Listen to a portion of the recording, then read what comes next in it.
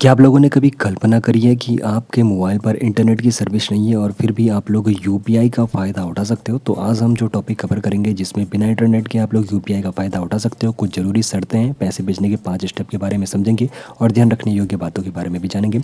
तो बिना इंटरनेट के यूपीआई की जो ये सर्विस है, किस प्रकार आप लोग फ़ायदा उठा सकते हो? तो सोचिए, आप लोग किसी दुकान में हो, पूरा सामान आप लोगों ने खरीद दिया है, फिर आपको याद आ रहा है कि आपका इंटरनेट कनेक्शन मोबाइल पर है ही नहीं और ना ही आप लोगों के पास कैश है। तो ऐसे में एनपीसीआई आप लोगों को एक सर्विस देता है, बिना इंटरनेट कनेक्शन के भी आप लोग यूपीआई पेमेंट कर सकते हो। तो ये कोड है *99#।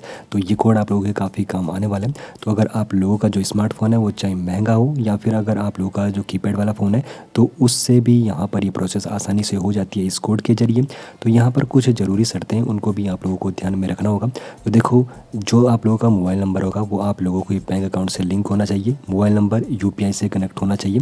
साथ ही साथ आप लोगों का जो यहाँ पर मोबाइल है उसमें जो एक्टिव सिम है, तो उस पर यहाँ पर एसएमएस करने के लिए नेटवर्क होना चाहिए। ये आप लोगों को ध्यान में रखना है। बाकी पैसे भेजने के यहाँ पे 5 स्टेप काफ़ी आसान है।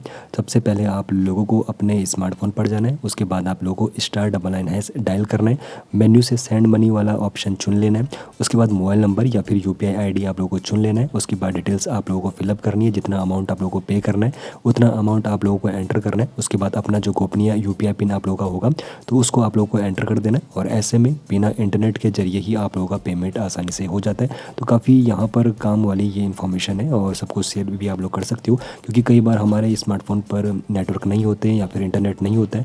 तो ऐसे में यहाँ पर ये जो कोड है इसकी बदौलत आप लोग यूपीआई के जरिए पेमेंट कर सकते हो। अब यहाँ पर ध्यान रखने वाली जो कुछ मुख्य बातें तो इनको भी समझ लेना चाहिए। तो जो ऑपरेटर है जैसे कि जियो हो गया, एयरटेल हो गया या फिर वोडाफोन आइडिया हो गया, तो यहाँ पर ये छोटा मोटा चार्ज लेते हैं इस सर्विस के लिए, बहुत यहाँ पर मामूली वो चार्ज रहता है।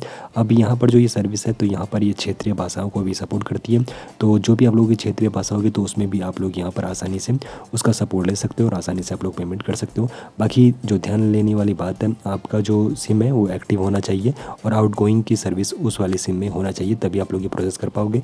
अभी सवाल यहाँ पर बनता है, क्या कनेक्टिविटी की कमी अब रुकावट है? आपकी इस बारे में क्या राय है?